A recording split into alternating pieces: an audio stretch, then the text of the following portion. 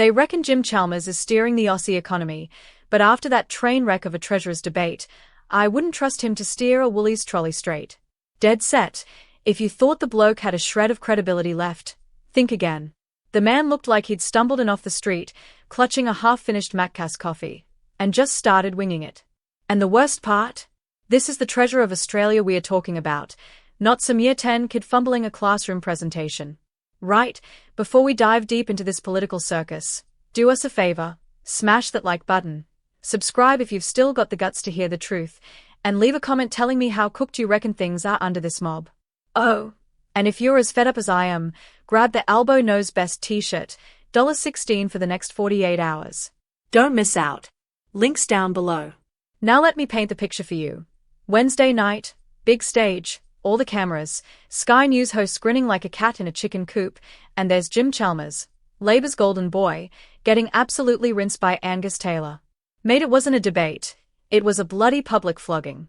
Chalmers couldn't answer basic questions about debt, inflation, energy costs, the stuff we actually care about.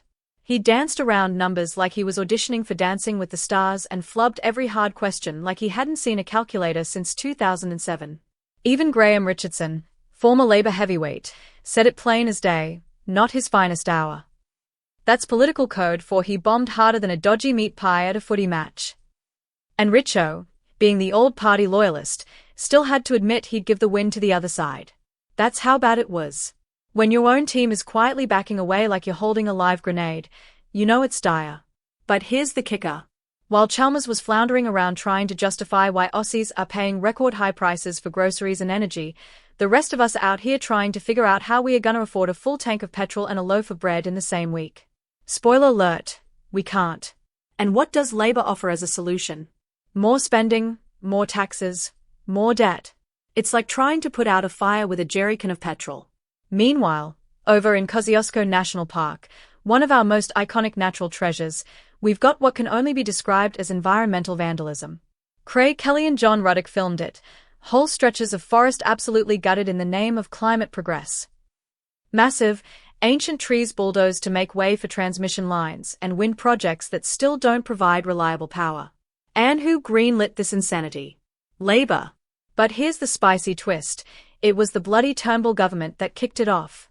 So there you go, Libs and Labs both playing past the parcel with a live bomb. Now Gemma Noce from the Libertarian Party nailed it when she called it insanity. We are wrecking pristine wilderness in the name of saving the planet. It's like punching a hole in your boat to stop it sinking. They call it net zero, but let me tell you, there's nothing zero about the impact on everyday Aussies. Our power bills are skyrocketing, small businesses are shutting down, and families are having to choose between heating the house and feeding the kids. That's not progress, mate. That's bureaucratic sadism wrapped in green paper. And get this, the Teals, those self-righteous climate crusaders, were invited to debate this stuff. To put their precious science up against people like Ian Plimer, actual experts. And guess what? Radio silence. Not one of them had the spine to show up. Typical.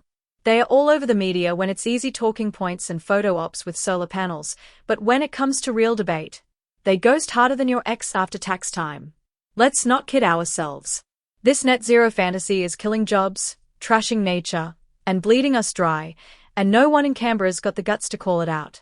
Labor's too busy pretending renewables will fix everything by 2030, and the Libs, when they are not arguing amongst themselves, are still tiptoeing around the whole issue like it's a live wire. Spoiler, it is a live wire. And we are all getting zapped. Then there's the polls.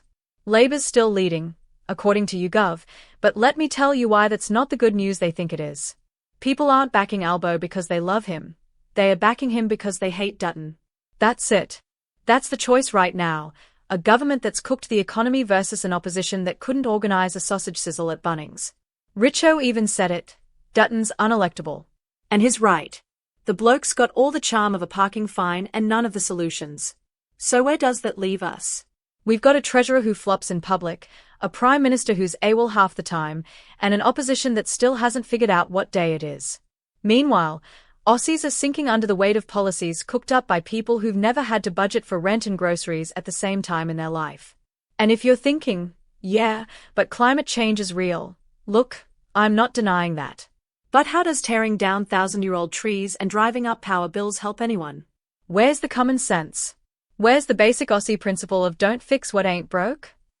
We've got more sun than we know what to do with, but we are importing solar panels made with slave labor. We've got gas, coal, uranium, but we are pretending it's 2050 and we've already solved the energy crisis. We haven't. Not even close. Now I know some of you are thinking, this is just more political noise. But it's not. This is about whether your kids will be able to afford a home, whether your small business can survive the next power bill, whether your family will still have a decent quality of life in 5 years. It's about real stuff. Not some theory cooked up in a Canberra think tank. And look, if we keep letting this mob run the show, we are in for more debt, more lectures, more green hypocrisy, and zero accountability. That's not a prediction, that's a dead-set promise. So if you're angry, if you're frustrated, if you're just sick of the bullsh**T, don't just yell at the telly. Speak up.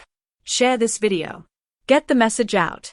And for crying out loud, stop voting for these jokers like they're the only options. They are not. Demand better. Demand accountability. Demand politicians who don't need cue cards and PR teams to explain why you can't afford tomatoes anymore. Anyway, that's enough truth bombs for one day. I'll catch you in the next one, unless Albo bans YouTube before then. Cheers, legends.